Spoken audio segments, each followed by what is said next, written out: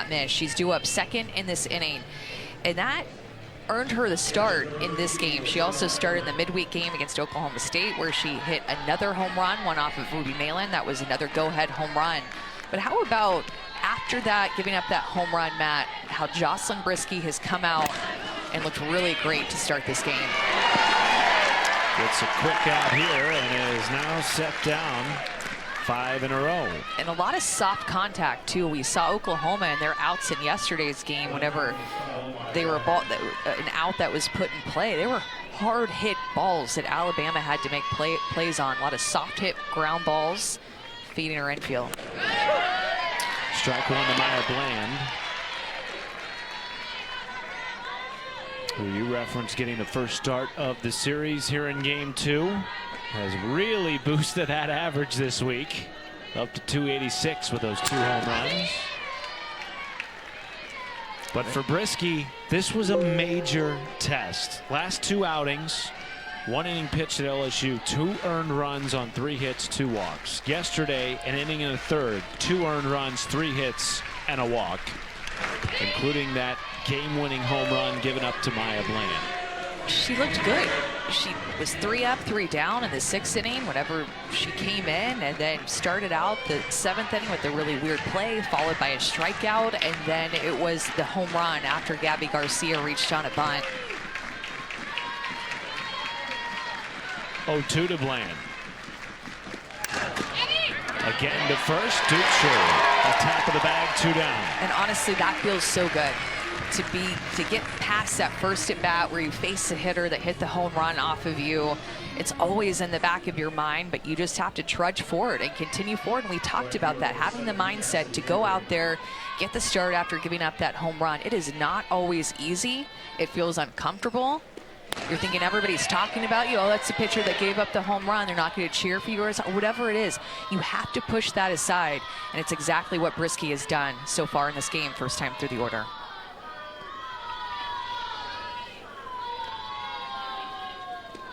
I'm sure you've had moments like that in your career. How tough was it? And how did you, Amanda, overcome coming back the next day or day after in the series? You just can't think about it. You have to go all in with the next pitch with 110% of what you have.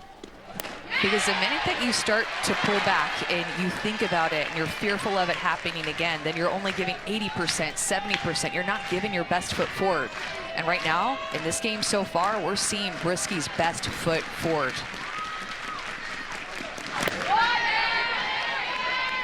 Two to Cassidy Pickering, second time through now for Oklahoma. How did the Sooners adjust? They have only had 1 runner reach today. That was a walk back in the first. This into center field, chasing is White and cannot get there. Off the wall, and it's a 2-out double for Cassidy Pickering. That's why I think that they love Cassidy Pickering in the leadoff spot, to get her up as much as possible. She just has professional veteran at bats. Look at her go up and get that rise ball with 2 strikes, anticipating it, getting on, playing with it. Great effort by Kristen White. I really thought she was going to track that down. Instead, it goes to the wall and is extra bases for Pickering, who just has been on a tear. So Nellie McEnroe Marinas, the tying run at the plate here with 2 outs in the third.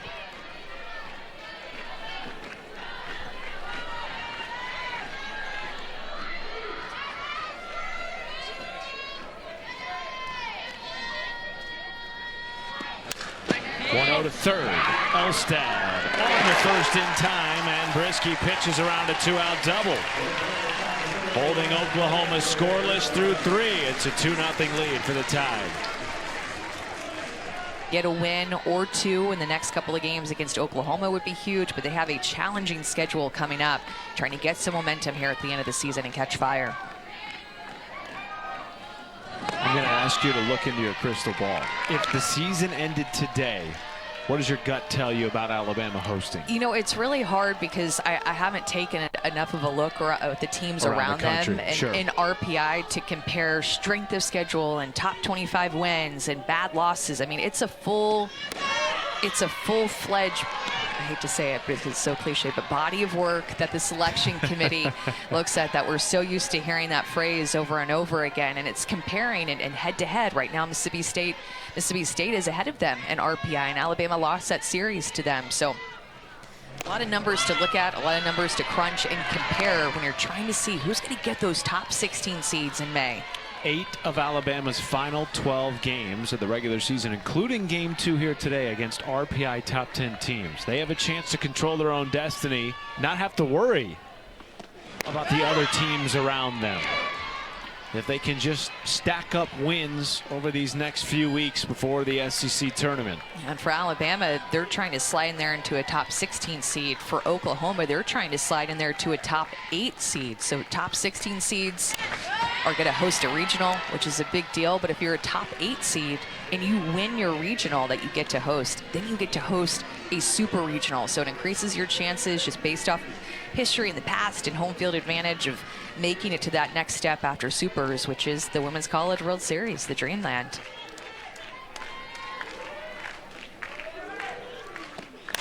Callie Hevelin shoots the 3-2 in the left. It is gone! A solo blast gives Bama a 3-0 lead.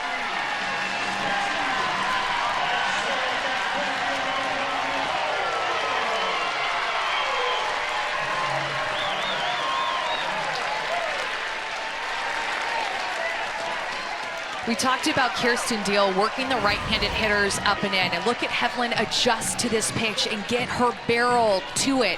Not an easy pitch to hit, but that is communicating, doing your homework, understand how Deal has been working the right-handed hitters and just punishing this ball. Hevelin only had 6 home runs last season. She doubles that with this home run today. That is home run number 12, and now back-to-back innings scoring for the Tide.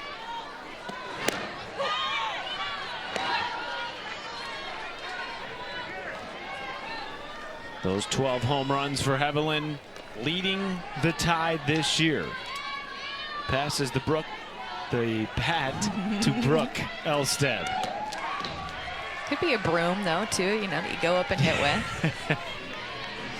Thanks for covering. No, but you're right. Back to the conversation about the postseason. This is a series not only with SEC standings implications, Oklahoma a game back of Texas A&M at the top of the league, but also seeding for the NCAA tournament. Oklahoma 9th in the RPI entering the weekend. And Patty Gasso told us their goal is to be somewhere 4 or 5 or better if they could. And with their strength of schedule coming up with the rest of SEC play, they have a real opportunity as well. And the only thing holding their resume back when you look at it is going to be their non-conference strength of schedule. So it's going to be another number that the committee is looking at, your non-conference strength of schedule. How much did you challenge your team? Did you create a hard out-of-conference strength of schedule in February and the beginning of March? They look at all these numbers that go into it.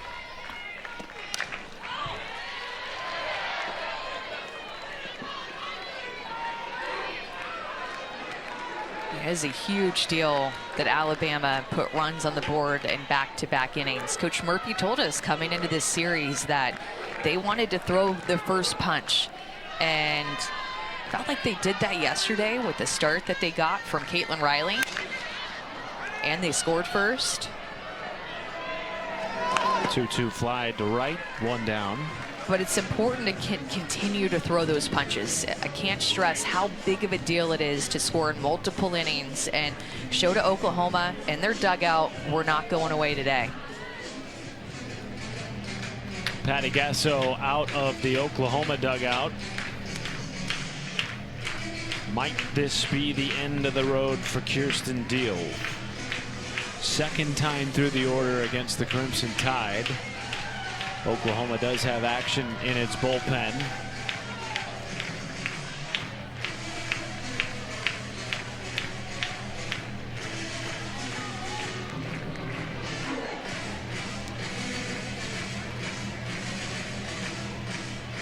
Peyton Monticelli, Audrey Lowry getting loose for the Sooners. Patty Gasso did tell us, don't be surprised to see Audrey Lowry come into this game.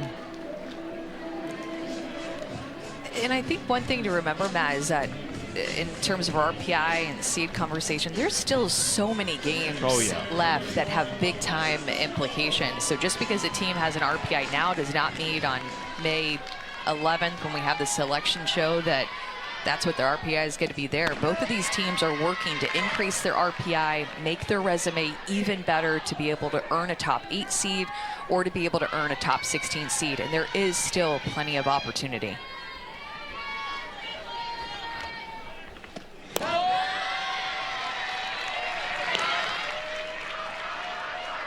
2-0 to Alexis Papillo.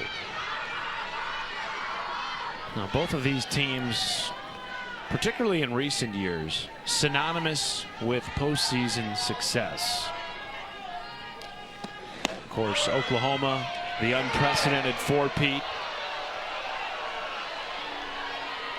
And across the diamond, Patrick Murphy's Alabama Crimson Tide have been to back-to-back Women's College World Series, and 4 out of the last 5, not counting the COVID year. On Oklahoma, they've only lost 3 times. That's it. This season. Right, this season. They have only lost 3 games this season. So they continue to put themselves in a position year in and year out to be one of those top 8 seeds. Time called by Deal. All 3 of those Oklahoma losses coming in the SEC. Their lone series loss at home to Tennessee, who, by the way, just beat Texas today, winning game 3. One-out walk drawn by Papillo, her first time aboard today for Alabama. See if they make a pitching change. I have a feeling that Patty Gasso timeout was to give the pitchers a little extra time to get loose, and we are actually going to see one. Sometimes those coaches will call timeout, double barrel over in the bullpen getting loose, and you see Audrey Lowry, the freshman, come in who's been injured.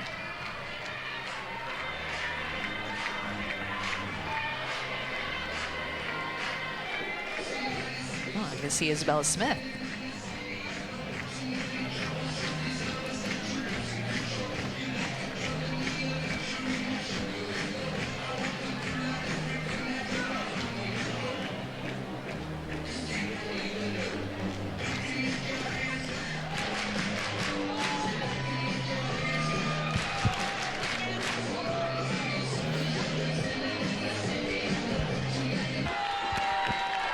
Exact same thing happened in yesterday's game with a Maya Bland pinch hit home run, a 2-run home run that was a go-ahead.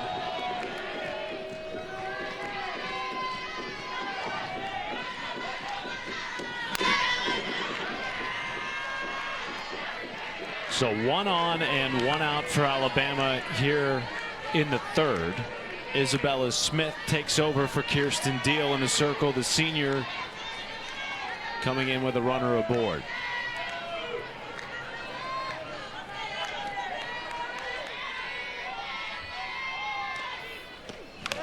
Got to be more up in the zone with that rise ball, a pitch that she likes to go to 42% of the time. We've seen Oklahoma pitchers offer a lot of rise balls to Alabama hitters.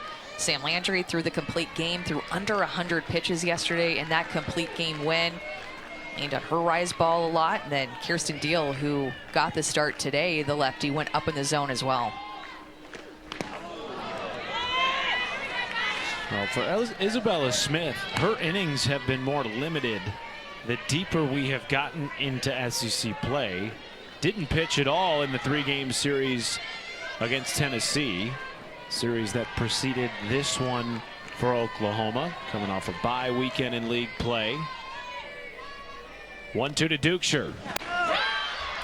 And a strikeout against her first batter face. 2 outs in the 3rd. It has definitely been where OU pitching has tried to go more up in the zone, and Dukeshire ends up just feeding right into it, chases that rise ball, and Isabella Smith with a strikeout to start her relief appearance. Going to get real comfortable real fast if they keep chasing that.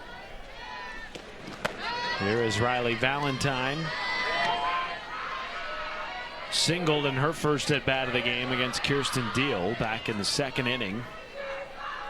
Bama has scored at least 1 run in each of the last 2 innings, including a leadoff homer by Callie Heveland to start the 3rd. Ball gets away from Emmerling, and the tag is in time to get Papillo, and that will end the 3rd. Ron, it is not easy to come back out here and start the next game, and she has had a really good start through 3 innings. By the way, if you missed game 1, there was controversy as well in the 7th inning. Briski thought she had 2 outs, and instead there was a call at first base that allowed the runner to stay there. Maya Bland comes in. Briski has her down 1-2 with 1 out. Maya Bland with a pinch hit home run. Ultimately, Oklahoma plating 5 in that inning, coming away with a 5-1 comeback victory in game 1.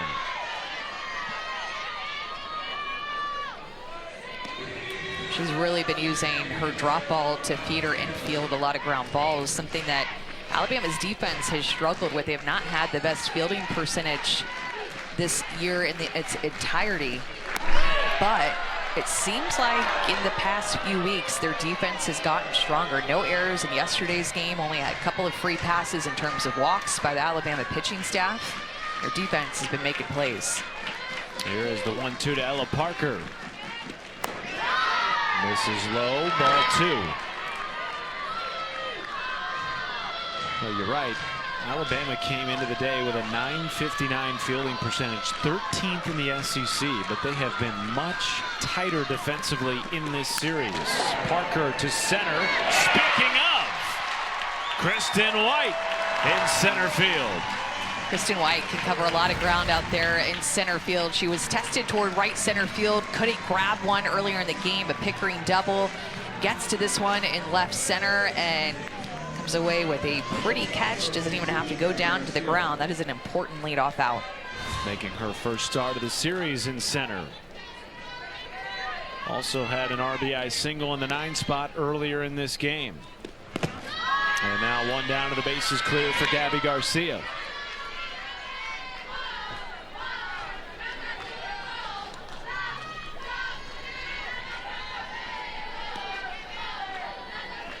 Garcia, one of 10 freshmen on this Oklahoma Sooners roster. And that, I believe, caught Tatum Stolting, the home plate umpire. And everyone's going to give her a second to catch her breath. Scott Mayer coming in from first base. Chelsea Clark over at third. Just went right over Riley Valentine's glove. I don't know if there's a mix-up in pitch call or what. You just don't see that very often, and I'm sure it's jarring if you're Tatum back behind the plate. Well, that's the 3rd time, I believe, at least in this game, Amanda, that looked like Riley Valentine got crossed up with Jocelyn Briski. Of course, Valentine is not the primary starter behind home plate. That's Marley Giles. But Valentine getting the start here in game 2, her first start of the series. Stolting will stay behind home, and the 2-0. Misses ball 3.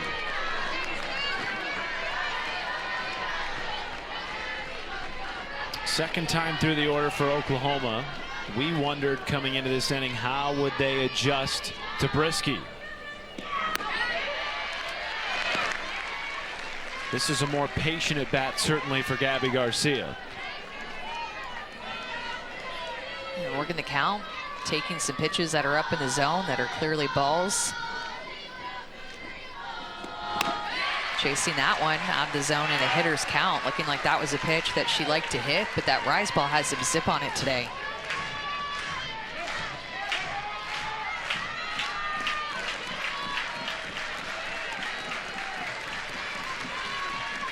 Full count to Garcia. Mile high pop up. It'll stay in the infield. Salen Hawkins makes the catch at short, 2 away. And she chased it again. Had a really good eye to start that at bat. Got to a 3-0 count, then helped her in that 3-1. A swing and miss on the rise, and then chased the rise for the easy pop out to the infield. First baseman number 1, Sydney Sanders. Sydney Sanders digs in for the Sooners.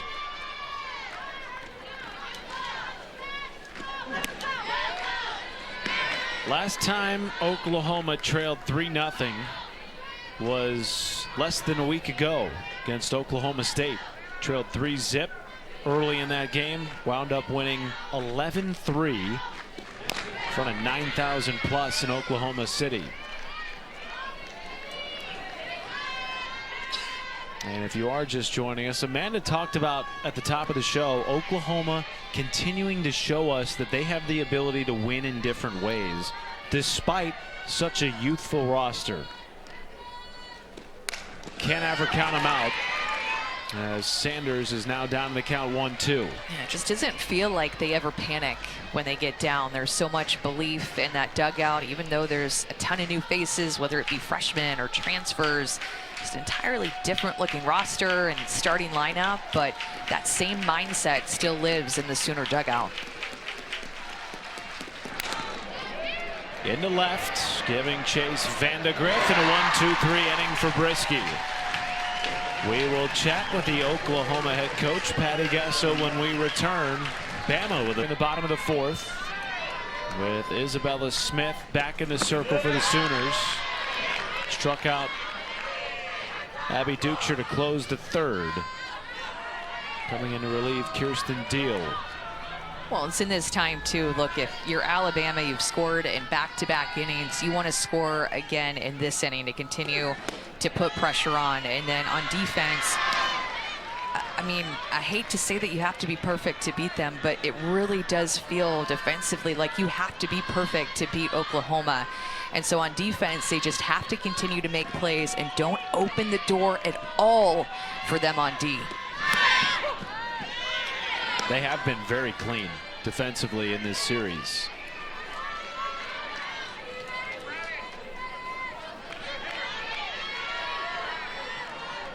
Rising to the challenge here in game two, at least to this point. 2-1 to Riley Valentine. And Riley Valentine making her first start of the series, singled in her first at bat. Patrick Murphy told us they're seeing more fire from her this year in her second season after transferring over from Texas A&M. And draws a leadoff walk.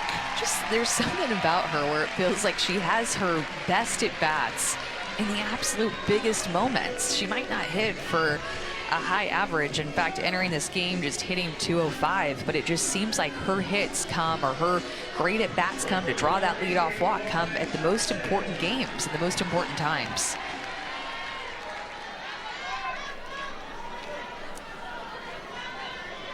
And now Lauren Johnson. Drops down a bunt, fair territory, tough play, and there isn't a play at either base. Both are safe for Bama in the fourth. It's a well-executed bunt by Lauren Johnson, who just seems to be working on all cylinders, going back to last weekend against Baton Rouge, and her earlier at bat earlier in this game. Surprised Emmerling didn't throw that, as Riley Valentine was so far off of second base, and Emmerling has such a good arm. Surprised she didn't decide to make that throw to take a chance to get her out, but now 2 on for Bama. Lauren Johnson now has a hit in 8 of the last 9 SEC games. 2 on, nobody out. Saylin Hawkins drops down a bunt. Well executed, and the bases are loaded for Alabama in the fourth.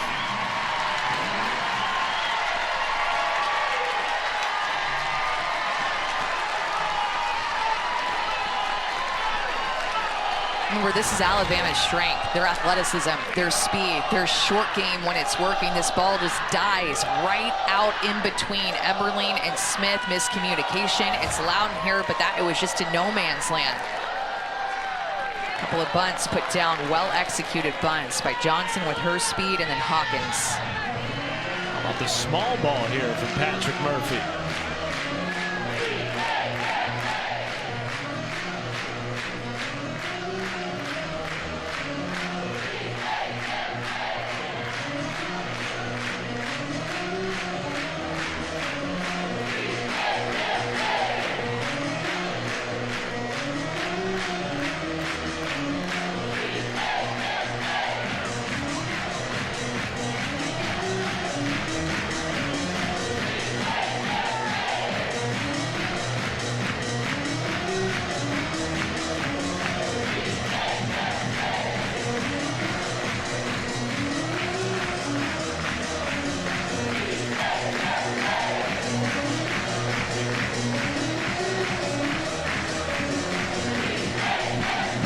have a pitching change. Bases loaded, nobody out. Bama with a 3-0 lead. Right back after this.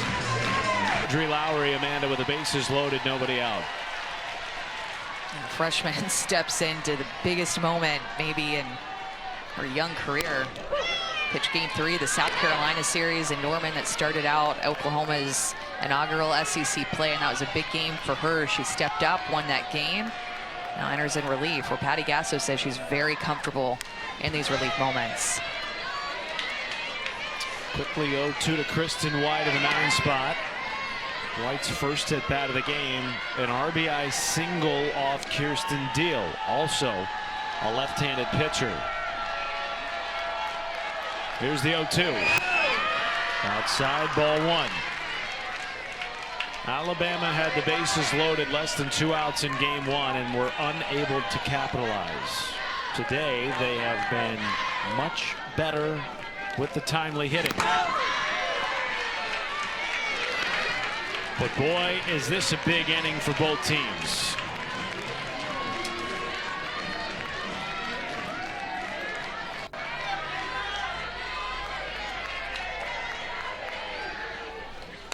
White, chopper, in from third, McEnroe Moranis. The tag is in time by Emmerling. And Valentine out at the plate. And that was a really weird play that maybe could have snowballed, but good execution by Oklahoma's defense. Well, this might be the best hitter to come to the plate with the bases loaded right now for Alabama. Audrey Vandegrift batting a team best .432.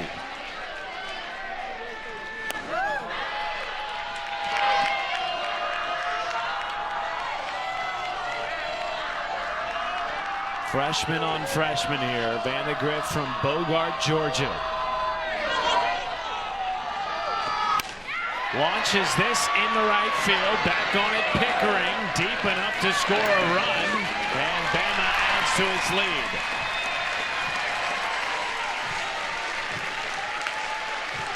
That'll work. 3 innings in a row that Alabama has scored. I can't even tell you how important that is. To keep your foot on the gas pedal, continue to throw punches, scoring in all different types of ways. Especially with how Oklahoma is playing, and you felt it from Patty Gasso in her mid-game interview. Continue to try to push them down and extend your lead.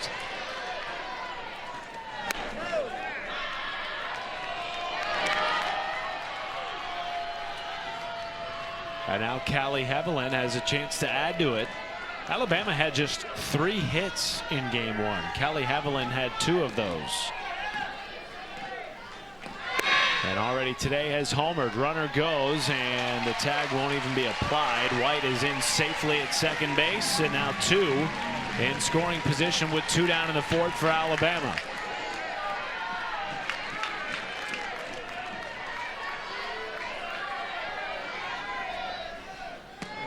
Thinking they're likely going to stick with throwing her outside, work the off-speed pitch that you just saw there from Lowry, knowing that she crushed her home run on a curveball up and in her hands. Got her barrel to that pitch. She was on time within.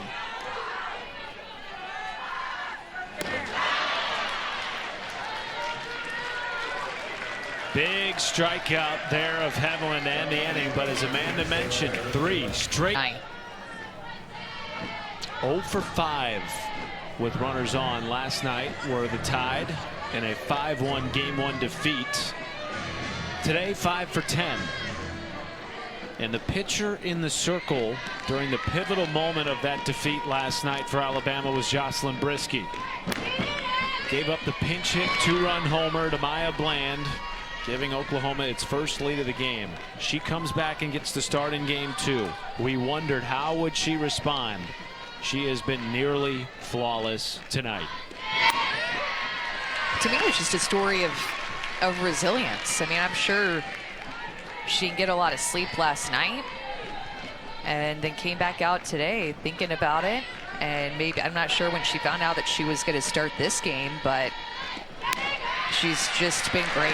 And I just keep going back to how hard it is as a pitcher to go back out there in front of 4,500 people, your own team, the opposing team, that know that you were the one that gave up the home run. and still trot back out there, forget about it, and move forward.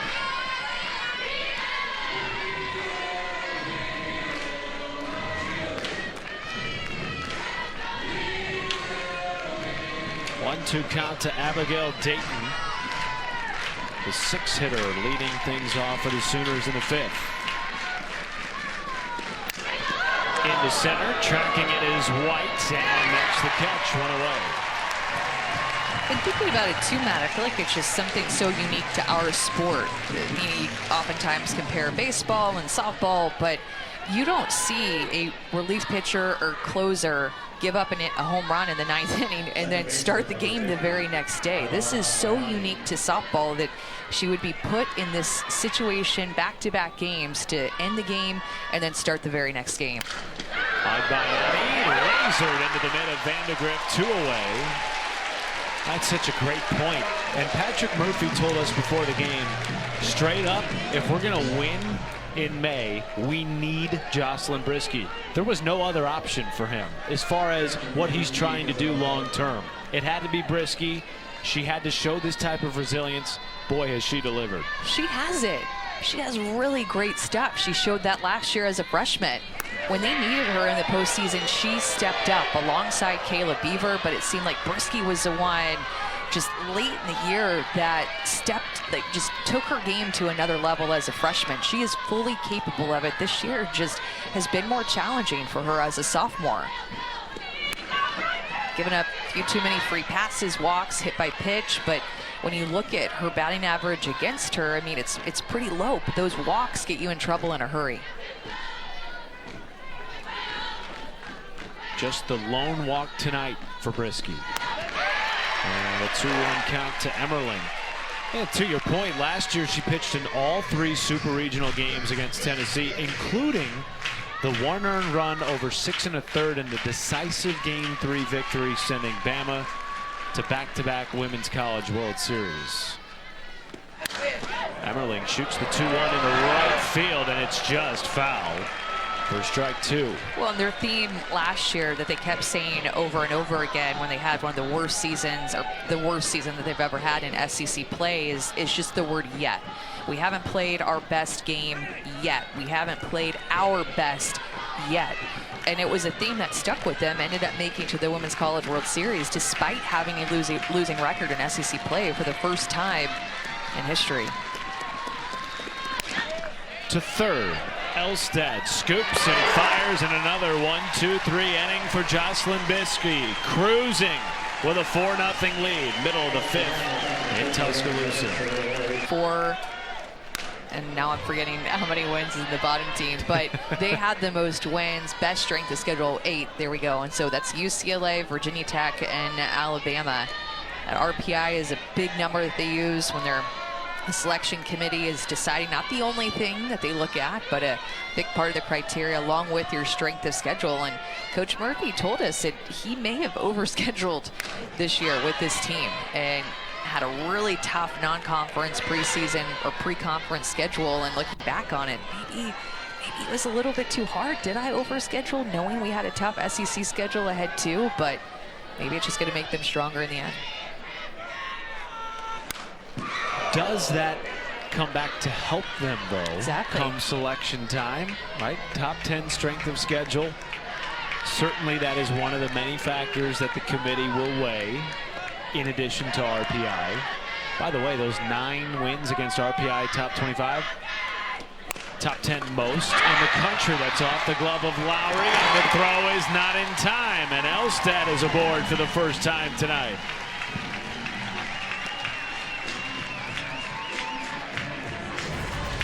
It was a well-struck ball by Elstad. Just bounces, though, off of Lowry's glove. It was hard hit. She had to move a little bit to her glove side, and Elstad hustled down the line to get down there quick.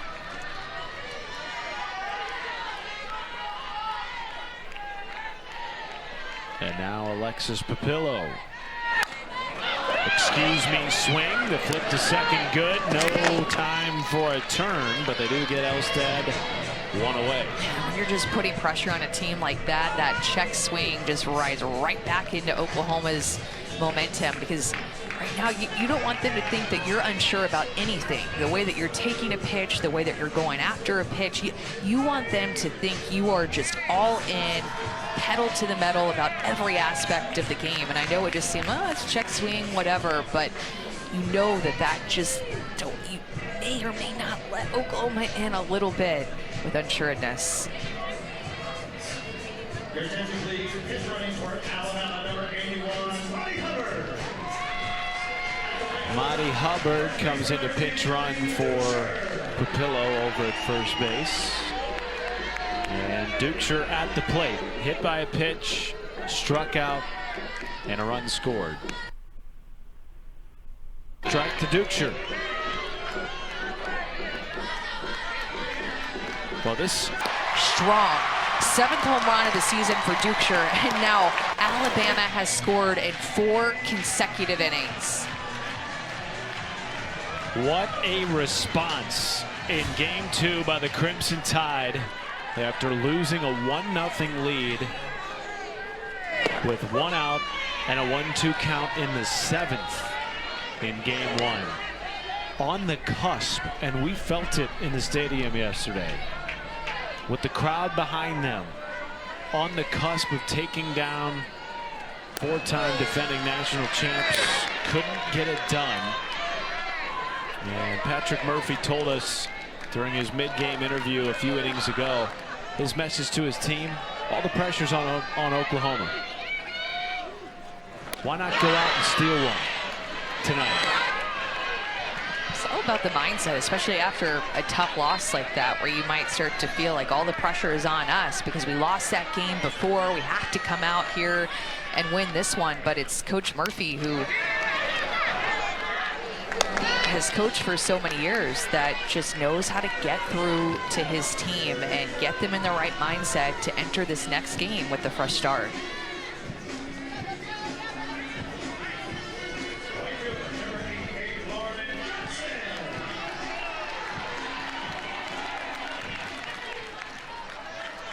Lauren Johnson with 2 outs to second base. Agbayani records the 3rd out of the inning, but for the 4th consecutive inning. Rare air for Oklahoma. Largest deficit of the season for Patty Gasso's Sooners. Last time they were shut out, yes, all the way back in 2019 in the Women's College World Series against Alabama. These two have played some epic games before. Meeting, though, for the first time in the regular season in Tuscaloosa as conference foes. So many of their prior meetings coming in the postseason, and in particular in Oklahoma City. Maya Bland was the one to put Oklahoma on the board and on top in Game 1. With a pinch hit 2-run homer in the 7th last night. Can she start a rally here in the 6th against Jocelyn Briski? It's a big inning for Briski, too, knowing that Cassidy Pickering is on deck, the leadoff hitter for OU. It'll be 3 times through the order for them at that point.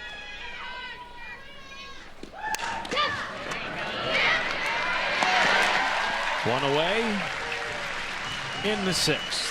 And I think one of the most challenging things to do in our sport right now is face the same lineup. Nevertheless, one of the best offenses in the country for a 3rd time through. So I'm sure Coach Murphy will be taking a look at these takes and the Oklahoma approach and ball coming off of the bat to see when and if he might need to make a pitching change late in the game, or if it's Briski's game here on. Now the 3rd time through for Cassidy Pickering. She did double in her last at bat against Briski in the 3rd.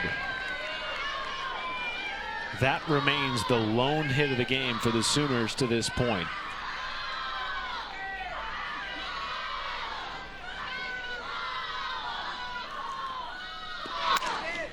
Up the middle, backhanded Haviland. Hard stop and a throw to first in time. Boy, has she been slick at second base today. Yeah, she's covered a lot of ground, had balls hit right at her in last night's game as well. And not to mention, she has that big home run. Callie Haviland playing big in these first 2 games against Oklahoma. You talked about it, Amanda. The fielding had to be near perfect in this series to beat Oklahoma. That's just how good they are. They're inevitable, in the words of some. Well, and she's only thrown 70 pitches almost through 6 innings. So that pitch count is low, getting Oklahoma out early in the count. They're chasing out of their zone.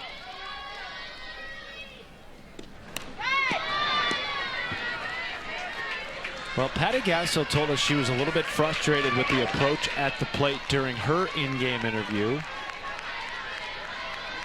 telling us she felt like her team almost looked uninspired at the plate.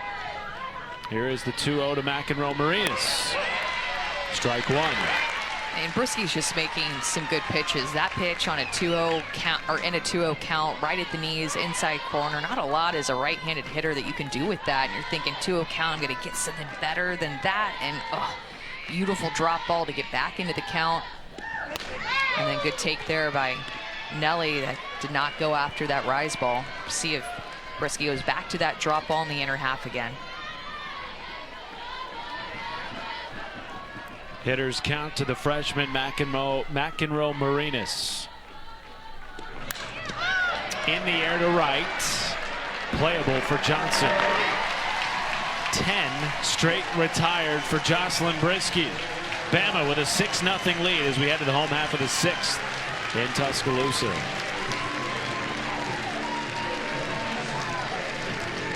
Good execution with some bunts. We've seen a home run. Execution the right side with Lauren Johnson's RBI to get on the board. Hawkins to short. Well played by Garcia. 1 down.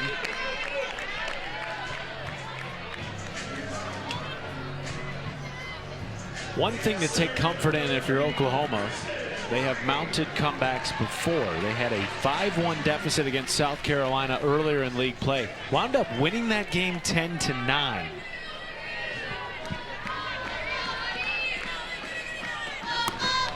That opening weekend for Oklahoma was intense.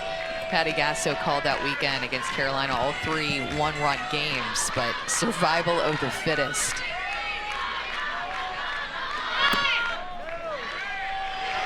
They have not scored a run in the first 6 innings in either game in this series, yet they won game 1.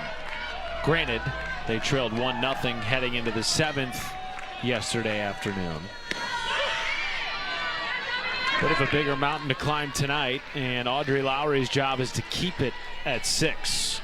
1 out and a 2-0 count, 2-1 count rather, to Kristen White. Well, and to your point, too, just they've hit in 13 different innings, and they've only scored in 1 of those 13 innings. As a 7th inning yesterday. Really when it mattered most, right? To get that win, but their offense has been awfully quiet.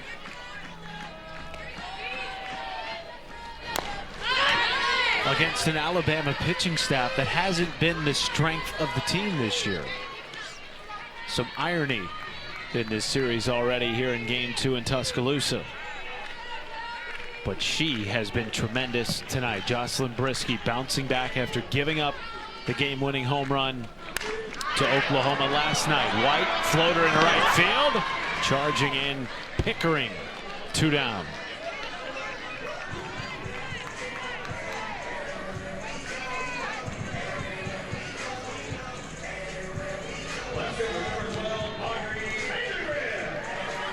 Base is empty for Audrey Vandegrift. 0 for tonight. Did have the sac fly, though, in the 4th. Drops down a bunt and foul. New catcher into the game for Oklahoma. It's Corey Hicks replacing Isabella Emmerling. Every slot in the lineup for Alabama has reached base except for Vandegrift, who has the highest on-base percentage on the team. And elite speed. Leads the nation in stolen bases.